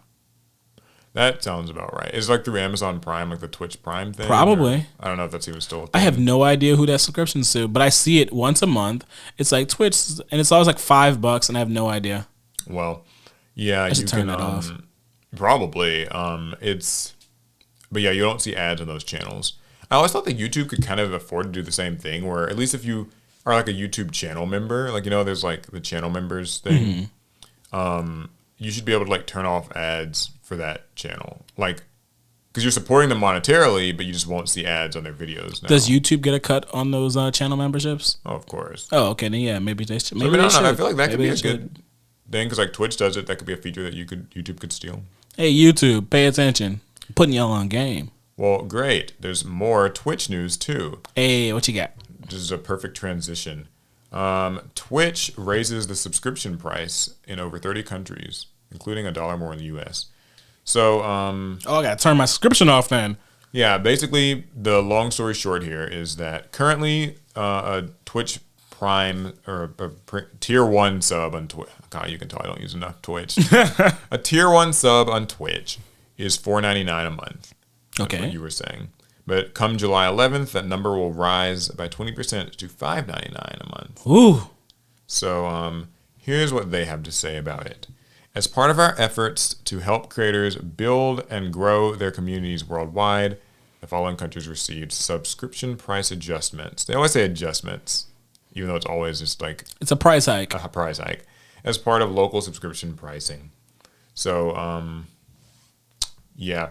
That's basically it. I mean, you know, you got to pay a little bit more for a Twitch sub. I don't think this is going to be like a huge thing yet because $4.99 to $5.99 doesn't feel like a big change. I think for depends many on people. how much money you have. But yeah, that's what I was going to get into next. Is like I think for many people that's not a huge deal, particularly if you have it just on like the recurring thing, like you were saying. I mean, but I think that if you're more selective about like, 'cause some people that's how they do subscription models. They make enough money where they can have like Hulu, Prime, Netflix, Max, you know, ESPN, whatever, and like they don't think about it. It's all recurring payments. I haven't watched, you know, ESPN in the last 6 months, but I still have my subscription because who cares? I haven't watched anything on Netflix for the last year. But like, if you're privileged enough to be able to do that, great. But I think that if you are one of the people where like you really kind of pick and choose what you support and like sub to and all that, then this could actually really be a I just feel like there is a major difference between $5 and $6. Mm-hmm. The like $5 is kind of like it's one of those kind of magic numbers where 5 and below, like really it's 4 and below feel like it's almost nothing. But then you hit $5, which is 5 is one of those perfect numbers, 5, 10, 15, 20, 25, 30. Yeah. Where I think 5 is the limit at least for me, 5 is like the limit of like money that I'll let go at a moment's notice. It's $5, $5 a month. Like I can easily account for $5 disappearing every month. But then like more than that, $6. So like, here's the thing. Let me get a little nitty gritty with consumer psychology here. I didn't expect to do this in the podcast, but I was a marketing minor. So not major, but marketing minor. There is actually a sort of theory in consumer psychology around like why prices use the 99 cents thing, which is basically just, you know, like somehow the price of like, let's say like a PS5 being $4.99 feels better than if it was $500. It's only $1 less, and after tax, it's still going to be in the 500s. But mentally, you don't register it as like $500. It doesn't cross the same threshold that you're describing, where like it feels like this is more than I want to spend. I always add the dollar when I look at things like that. Yeah, and most people do, but still, when you're in the store, it's sometimes a little bit. Your brain will kind of play a trick. Now, here's the thing with Twitch. They're doing something kind of clever, and I think this will still work pretty well for them. Most people see Twitch subs as $5. Increasing it to $5.99 is an actual increase, but by keeping the 5 in the number, I think it won't register as bad of a thing as if they were going from, let's say, $6.99 to $7.99, because you still have that 5, so it still feels like 5. I think that's what they're hoping for. Like, obviously, I know that's not true, but like with consumer behavior stuff, they use little tricks like that. Like, you won't register $5.99 as being over $5 for the average person, we'll say. I think the average person's better than that. I think that type of study might be more dated. I felt we've lived in the 99 era long enough where everyone just rounds up now. Yeah, I mean, listen, and I'm not trying to defend this, to be clear. I mean, it's just a marketing thing you learned about. Yeah, it's just a marketing thing. I think that like, the best I can say about this is that at least it's taken them this long to increase that. Like, right. I mean, we see Netflix like increase their prices like every 6 months. Like most of those like streaming services, it's like going up. It'll and go up and like up. $2 every 6 months or something. All my subscriptions have gone up. It's a pain. It's honestly a pain. Yeah. Now, as somebody who does not use really any Twitch, like I don't think I'm subbed to anybody. I only watch like game tournaments on Twitch sometimes when I have no choice. Wait, you're not subbed to those Twitch streams? I'm not. You're not supporting them? I'm not. You're not supporting the FGC. I'm not. Wow. No, but so let me know, for those of you guys who use Twitch a lot, what do you think about this? Are there channels that you are currently supporting, like Twitch streamers that you're currently supporting, where you're going to cut back now, like because of this increase? Whoever I'm supporting on Twitch, I'm sorry. Because something I didn't think about, and it's actually really obvious. If I was thinking about this as like a person subscribed to one person, but the truth is, I guess a lot of like Twitch sort of power users, right, are probably subscribed to like a dozen at least, maybe their favorite creators, let's say. And so suddenly $4.99 to $5.99 is like the difference between, like, let's say $60 and $60 and like $72 or whatever. So it's, you might actually like find yourself subbing to fewer people overall. I do feel like if you sub to one, you'll sub to many on Twitch. Just because I doubt there's many people who get on Twitch and just watch one person. I think the only reason I'm in the situation I'm in now is because I don't use Twitch. I hopped on there one time and I felt generous, and I've just been paying for it ever since. But I think if you're an active Twitch user, that if you've subbed once, you're probably subbed to at least like 3 different like streamers. Yeah. So just a little bit of interesting sort of social media content news. Speaking of social media, okay. Facebook reveals its plans to get Gen Z back. Oh, boy. Now, this one's kind of cringy, so bear with me. Listen up, Gen Z, if you're on the podcast. Here's how Facebook's going to get you back. For the past decade, Facebook has become known as the Boomer and Gen X social media platform. That's largely true. Yeah. As the younger millennials and Gen Z tend to prefer apps like Instagram, Snapchat, and TikTok. Yeah.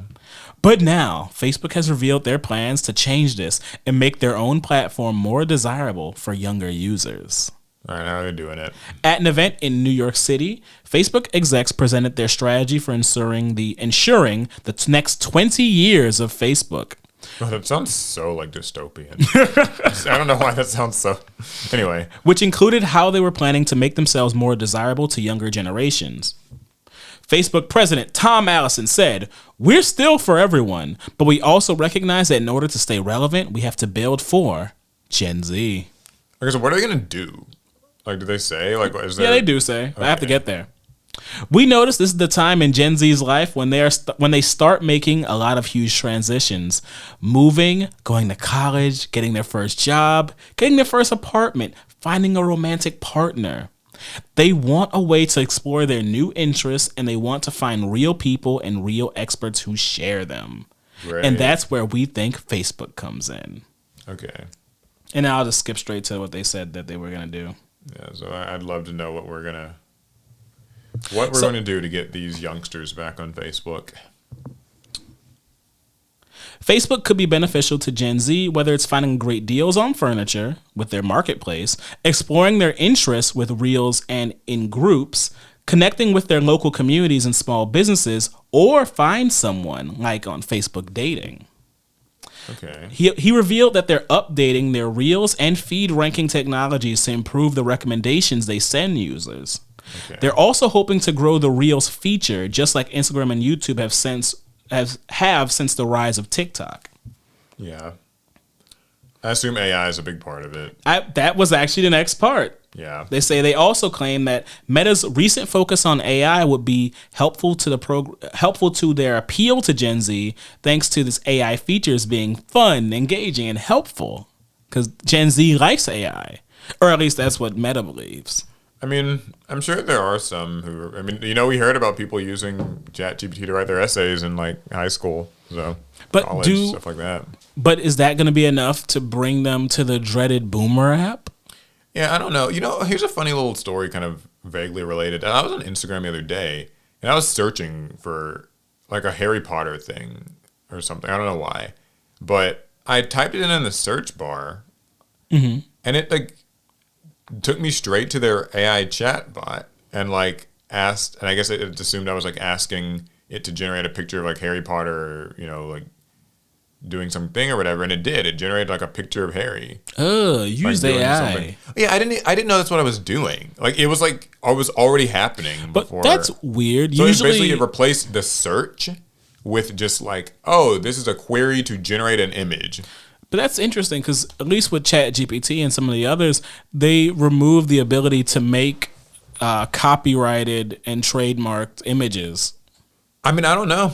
It looked very realistic to me, but like, Did it look like Harry Potter or did it look like Daniel Radcliffe? it was like an amalgamation of that. Like, so I don't know. But anyways, so do you think this stuff's gonna get the Gen Zers over to Meta or No. back to Facebook specifically? No. They say back, although like, were they ever there? I mean, maybe they were using their parents' accounts when they were children. Okay, well, I think, I mean, so I think there's some real benefits to Facebook that a lot of people don't actually give it enough credit for. Like, I do think Facebook, marketplace is really useful, and like, groups can be useful. They can also be cesspools. I mean, we know there's like Yugioh groups and all kinds of places on Facebook. It's just that I really do feel like Facebook, when a company's like saying like, here's how we're going to win Gen Z, I feel like the battle's kind of already lost. Yeah. Like the moment that you're aware that you need to get young folks, it's like now kind of a how do you do fellow kids situation. And so I'm rooting for them in the vague sense that like, I hope they can get, I don't know how you can do it. I couldn't root for a corporation. That's just me though. I don't really, whatever, they'll be fine. Listen, are you going to use some of these, like these like Facebook dating AI? Like, will that, I mean, even as not a Gen Zer, would you say that these things are attractive? No. Okay.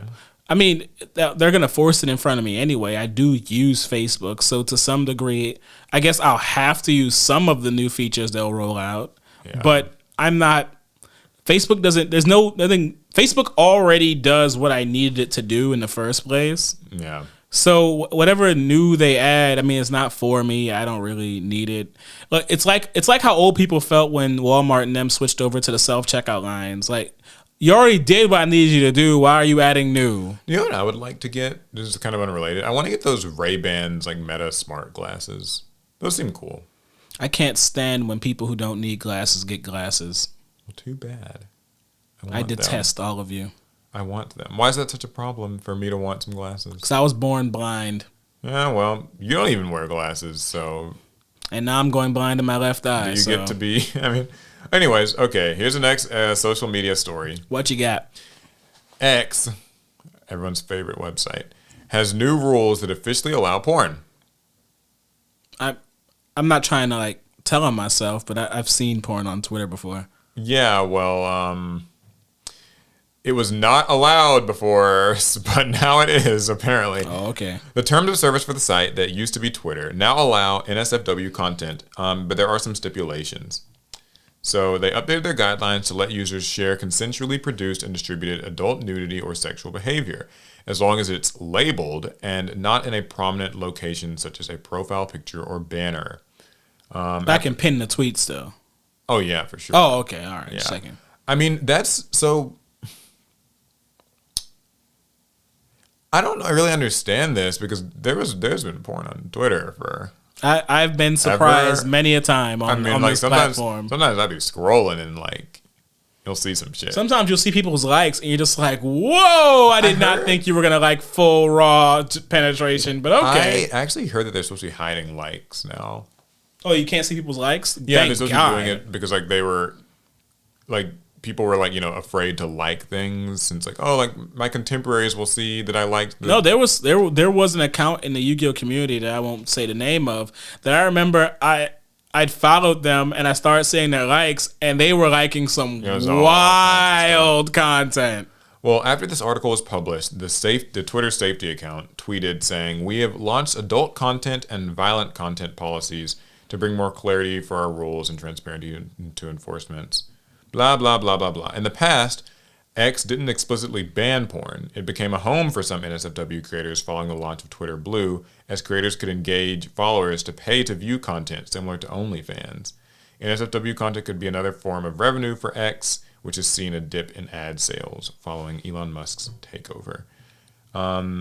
He did get into it with a bunch of like CEO execs and stuff.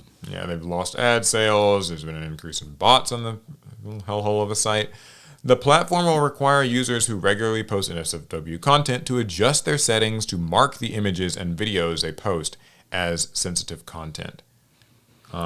Hey, that just makes it easier for the algorithm to give that sensitive content to the people who are seeking it out. So yeah, and so by default, users who aren't 18 or who haven't entered their birth date can't view NSFW material.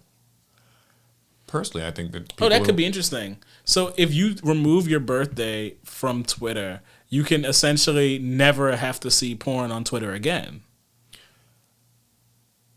No? I mean, that's the ideal like future of it, is that like if I truly do not want to see any porn on Twitter ever, then I could say like in my settings, okay, don't show me adult images, and because the rules say that everybody has to label these, then none of that would show up for me. I mean, the problem is no one's gonna label. I feel like some people will, but I might. I'll never forget that time. There was some funny tweet, and I was having a great time reading all the responses, and then there was one of those images that it was it had like the filter on it to say, "Do you want to look at this?" And I'm like, "Oh, it must be funny." And I clicked on it, and it was just meat, and I'm like, "Ah." Well, yeah, but like, I don't know. I don't think people are gonna remember to label anything themselves.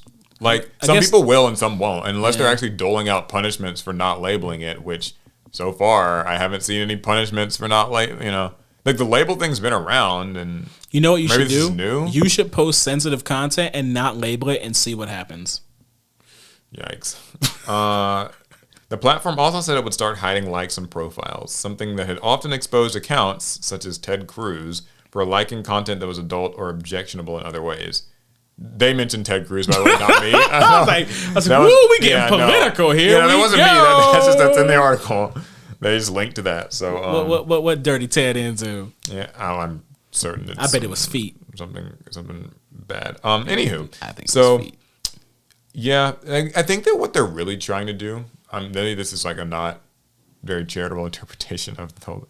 I think they just want to be OnlyFans. Me too. Like, because now they have that subscription thing where like you get Twitter Blue and then like you can charge your followers to be like subscribers for X amount a month. You get to set some price, and now like the adult content's just fully allowed, so you can post the adult content publicly to sort of add like a little bit of a teaser to advertise, and then like get them to subscribe for like the real adulty stuff and like the fetishes.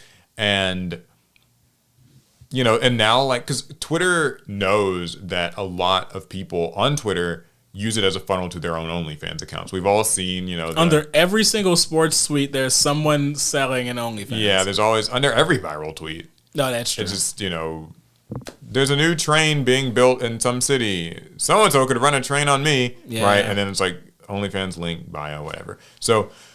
Yeah, I mean, I think that's ultimately their like end goal. Is just they would like for the adult content to exist on the site and be something that you pay for and they can monetize. Yeah, they just want to monetize, turn into revenue. If they're going to be there, might as well make money off of it. Now, the main issue with that is other social platforms have run into issues with maintaining NSFW communities. Tumblr most notably banned adult content in 2018, though it did later update to allow some adult material for a few years later. Not long after its app was removed from the App Store because of posts containing child sexual abuse material, and traffic quickly dipped. And also, meanwhile, payment processors like MasterCard and Visa cut off payments on Pornhub and started enforcing bans on other platforms, which led Patreon, eBay, and even OnlyFans to introduce slightly stricter rules around the adult content that they allow. So yeah, the moment that you're allowing all this stuff on Twitter, like there will be advertisers who, no pun intended, pull out, and also, you might not have listen. Hey. I don't know. I mean, there can be downsides. I personally think Twitter's already a cesspool, so it can't get much worse. So you support this? You support porn on Twitter? Listen out. Well, next even if you don't support it, do you support the government getting involved in moderating social media? Oh boy, is that where we're headed next? Because New York wants to prevent kids from accessing TikTok and Instagram algorithms. You know, this reminds me of who is it, DeSantis or whatever in Florida? Who was Ron saying, DeSantis. Yeah, he was saying like teenagers wouldn't be allowed on social media. Like he wanted to pass a bill. Well, given that in Florida they're trying to completely rewrite American history, social media kind of throws a wrench in your plans of like molding young Marines in training. All right, what's your story? So, New York is looking to pass a bill that will prevent TikTok and Meta from presenting minors with an algorithmic feed, forcing the companies to offer a chronological feed instead.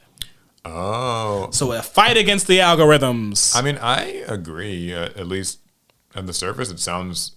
I mean, it's crazy that like a lot of these feeds don't even allow you to have a chronological... They completely remove the ability... You just get algorithmic infinite scroll. Do you know why chronological feeds are so hated amongst these platforms? Why is that? Because it reveals just how few users actually post on it. When you scroll 3 times and you're already seeing posts from yesterday, you realize, nobody I follow really posts all that much. So it's funny. I'm glad you brought the story because I've noticed this too. I have two thoughts on it. First of all, I think that showing chronological feeds makes people bounce sooner because once you've caught up on everything that people you follow posted, okay, I can close the app now. And it kind of reminds me of like what I consider to be a better time in the internet where you actually like logged in and logged out to sites. Like, do you remember like forums and games like Gaia Online, right? Like things like that where, okay, you log on to the forum, check what like posts have been updated, contribute to maybe a couple of them, log out. And like that's your computer use for today. Whereas like social media kind of is it's infinite scrolling. Obviously there's no log in, log out. It's just you tap the app on your phone, you're already in, you stay in forever. And then you just scroll. You scroll. I mean, like literally there are gamification techniques that they're using, like the carousel style. Yeah. You know, it goes on forever. But so my second point is that I was actually on Twitter recently and like, you know, you can switch between like For You, which is just algorithmic infinity, versus like following. And I hit following, and I was like, I feel like I saw this tweet like 3 or 4 days ago, and then I realized I don't actually, like, not that many of the people that I follow on Twitter, like my personal Twitter, they don't post really or tweet or zeet or whatever. Skeet, what is it? XEET, that's what they're calling them. Oh, no, skeet. They don't post very often. And I mean, I guess it kind of like reveals that the site is not as active for normal people as it might seem on the surface. It kind of sheds some light on the dead internet theory when the real people that you know that are on the platform aren't actually tweeting. So who is doing all the tweeting?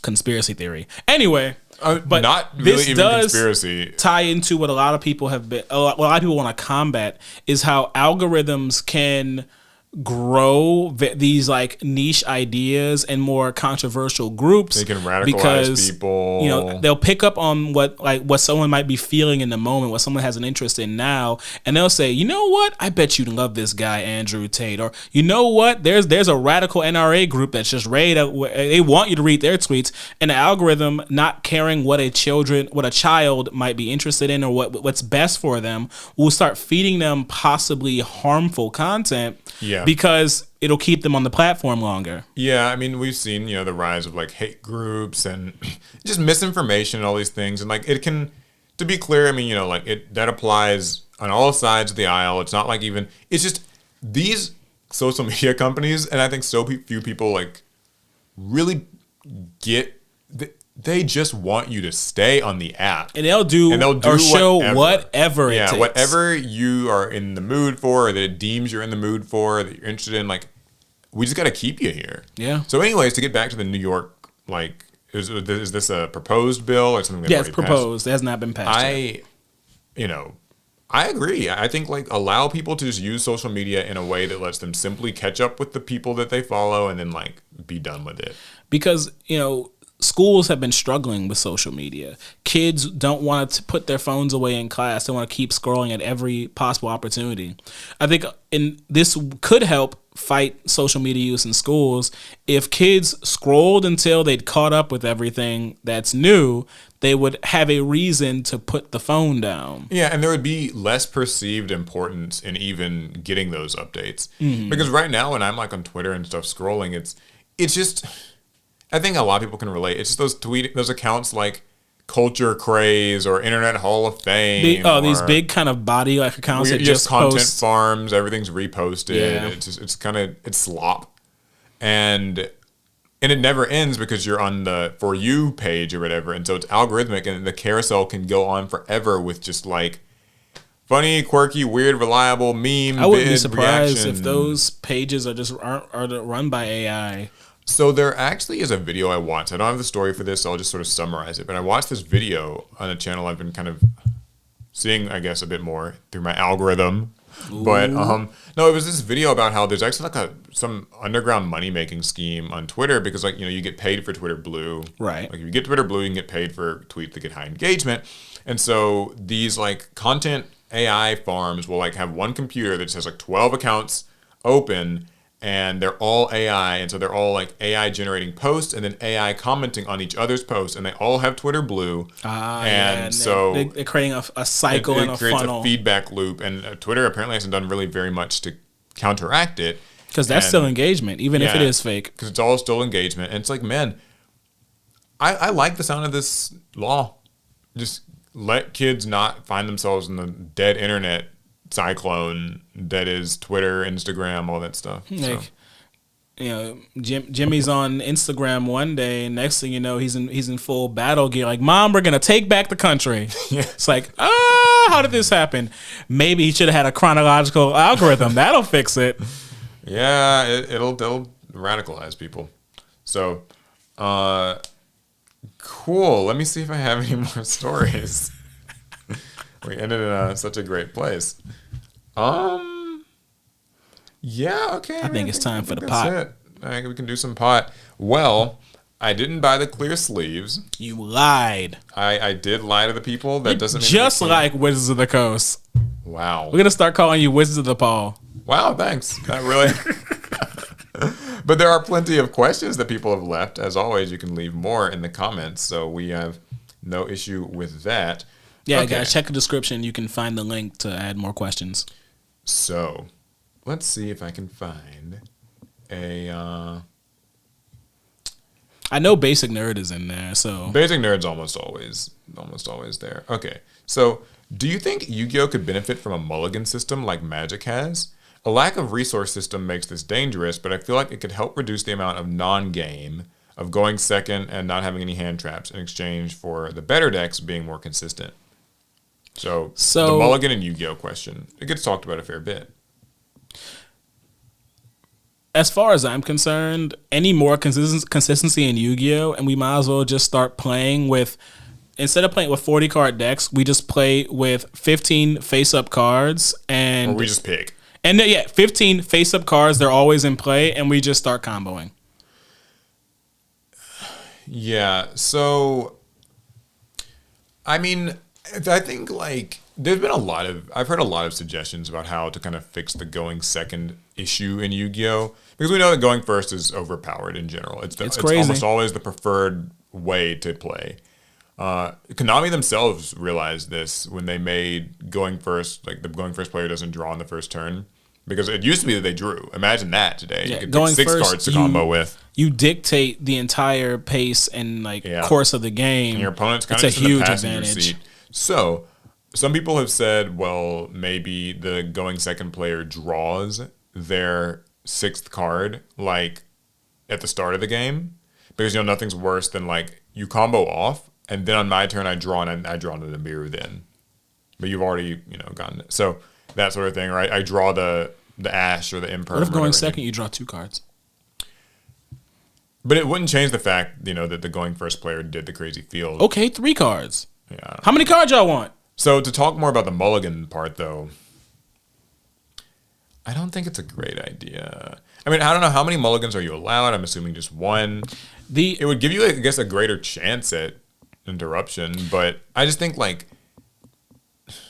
their card games have to have some sense of RNG. Yu-Gi-Oh is already pretty damn consistent. It's a consistent game, but you know what I think we might need more so than like more like than a mulligan.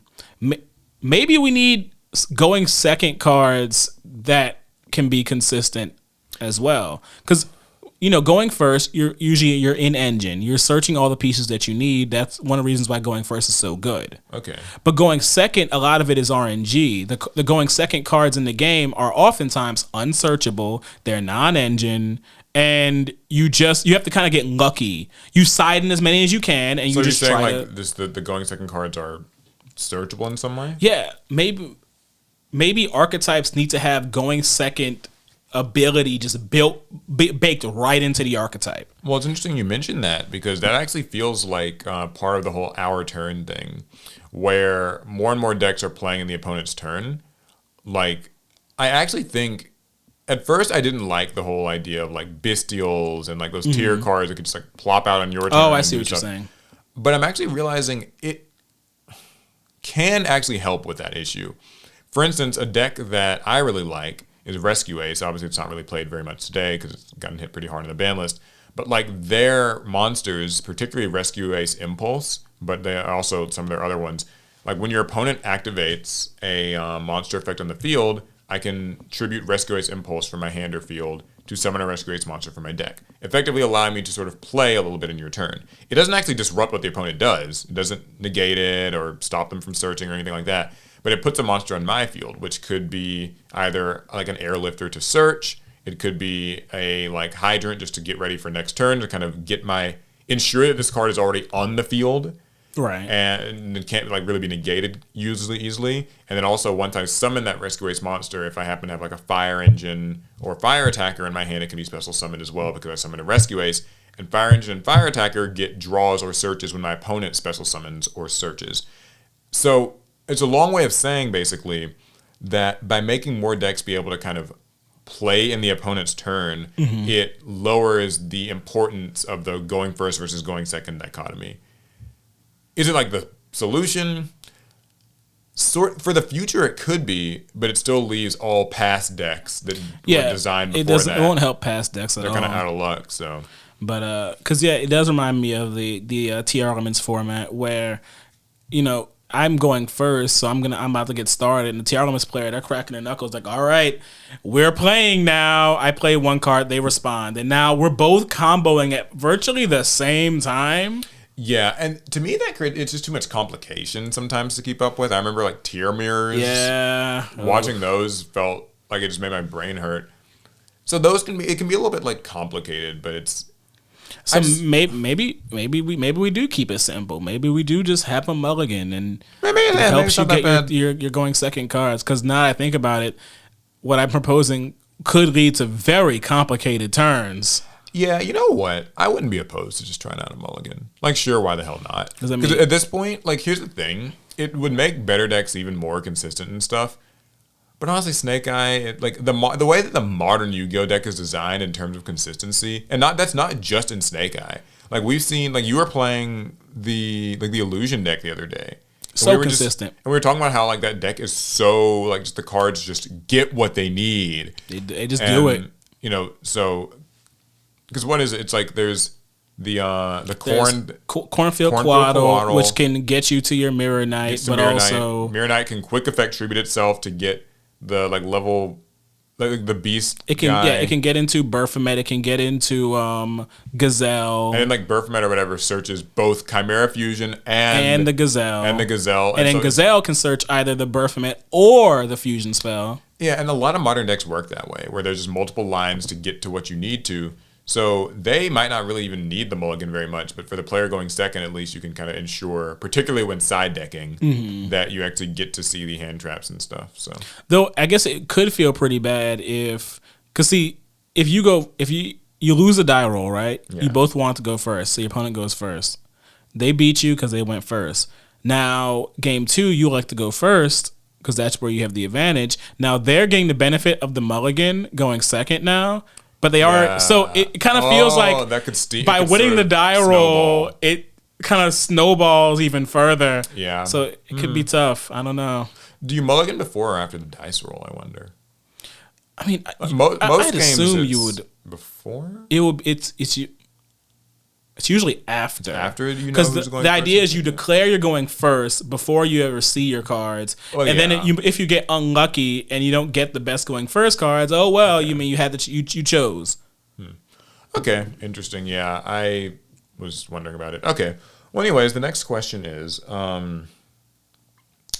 if Yu-Gi-Oh was to have full art cards, how would you want them to be distributed, and should they be playable or simply a collectible? Okay. Full art Yu-Gi-Oh cards. Okay, so we'll start with the first part. How should they be distributed? I think full arts should be, or at least they could be, just like chase rarities in sets. Okay. Just get full art, Segenpai, whatever that one synchro is. It can be like, oh, it's a chase card in this set. You can get your full arts. I don't think it's a huge deal if they're legal or not, because Yu-Gi-Oh cards are already hell to read anyway.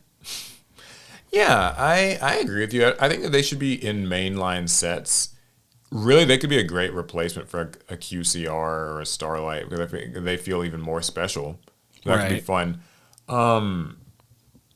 At first, I was gonna say maybe like full arts are only like really like promos for like events or prizing, but that might make them a little too walled off, because I think everybody wants to be able to have the full arts. Right. So maybe you can add an extension of like signed cards, could be like at events, maybe like a signed full art from the artist who drew it. I know, like, we're getting way into ideal territory for Konami acknowledging artists. Yeah, I don't think that's happening anytime too soon, but yeah, I think they could be playable. I think they'd probably be extremely collectible.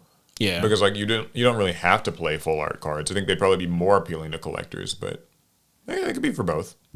I don't have too much of an issue with that. What company or product would you like to see have a collab with Yu-Gi-Oh? Go on. Where do I start? I mean, Gundam. We already have lots of robots in Yu-Gi-Oh! Let's go ahead and let's bring Gundam Seed into Yu-Gi-Oh! Make it an entire archetype.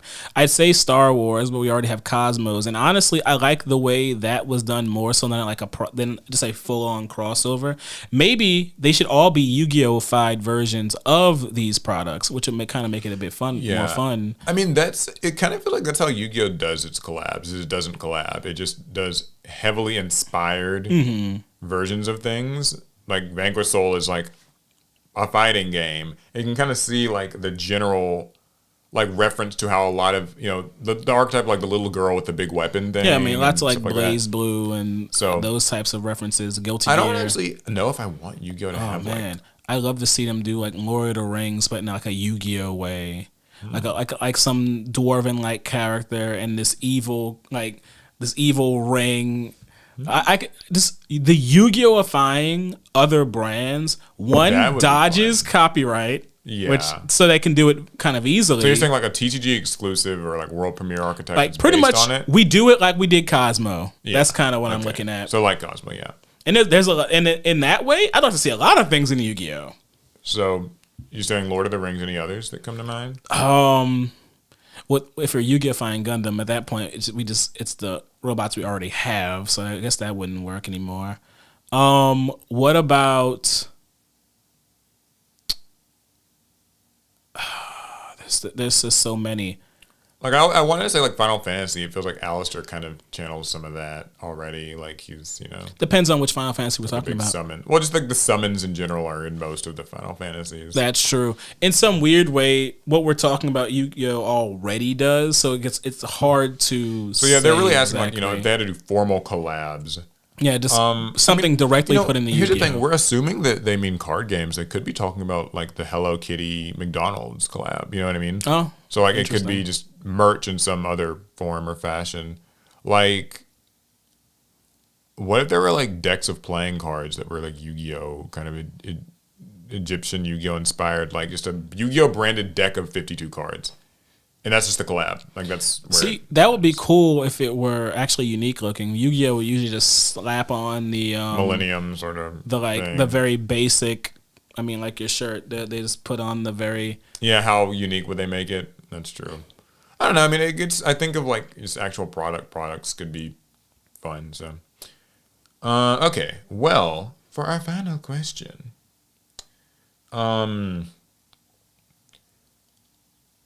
if you wait a second. Oh, okay, I've already done that. Hold on, I'm trying to find a question that I haven't done because it's like hard to see them all in this thing. Okay, so you know how there's Gemini, Toon, and Tuner monsters, etc. What if we expanded on that, like adding hand trap or trap monster there?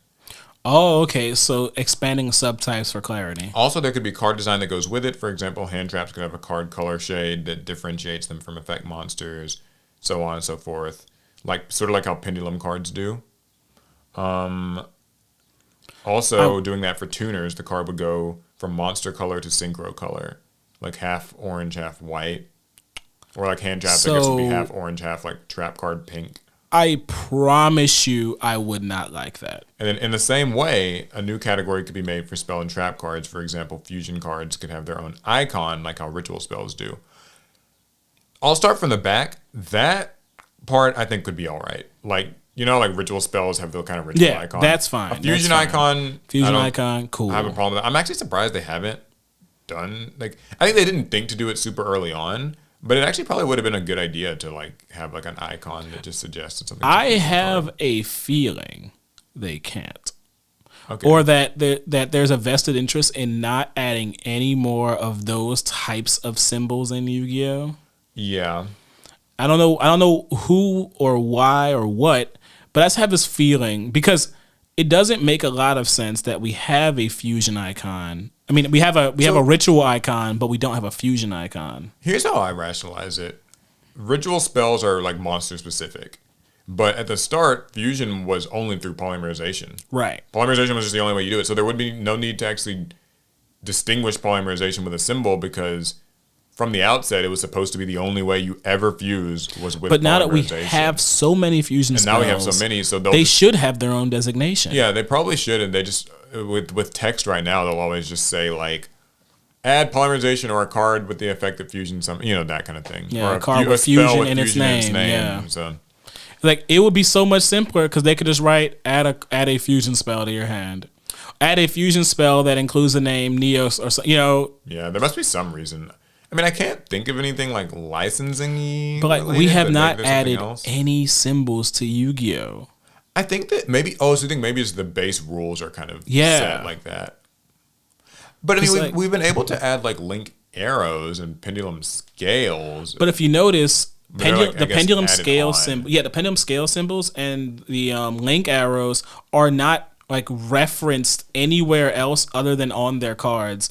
No card ever like says cards that point down or shows the symbol for the pendulum symbol. It's just on the cards as an aesthetic thing. They don't. There might be an exception to that. I'm not sure off the top of my head though. I don't know. I feel like they just don't want to add more symbols, even though they should. I do think they should add symbols. Yeah, I think that the extra symbols could probably help. At least the fusion one. Like I think the fusion one, if nothing else, that would be like a nice, just quality of life thing. And as far as for the colors, I think that might get a little messy. I don't want any more colors on my cards. Pendulums have revealed to me that I don't want that. Yeah, I'd say it might get a little visually messy, but keep the cards looking simple, just so that it's easy to keep them organized. Now, adding a word for like trap monsters, wouldn't mind it. Wouldn't mind that. Would not mind. I would not have an issue. Hand traps maybe is a little ambiguous because there are also cards that kind of are like have a hand trap-esque effect, but also have other effects. So that might seem a little. I wouldn't want the word hand trap. That feels too colloquial, maybe. It is. I think the fact that the word trap is in the name to me will be a problem. Yeah. We already have trap cards. I don't want to have these monsters called hand traps. They would have to have another term for them, in my opinion. Yeah. I think the color thing seems a bit. Yeah, colors I'm not on board with. If they did if they did come up with a name for hand trap monsters that I would not mind that being put in that little box just so that I can immediately look at a card and see, okay, this is a hand trap like monster. It gets pitched to do something. Yeah. Well, thank you for the question. This is actually from Blah Blah Page. Say Blah Blah Page. It's a fun username. Like Page, PAIG. Okay, I thought Blah, like page, like a book page. Cool. That's some questions for the day. Make sure you guys, if you want, submit questions for the Pot of Greed using the Google form linked in the video description. Thank you so much for joining us today. I suppose that'll be the end of the episode. The Pot of Greed. Then we will see you guys in the next one. Pass turn.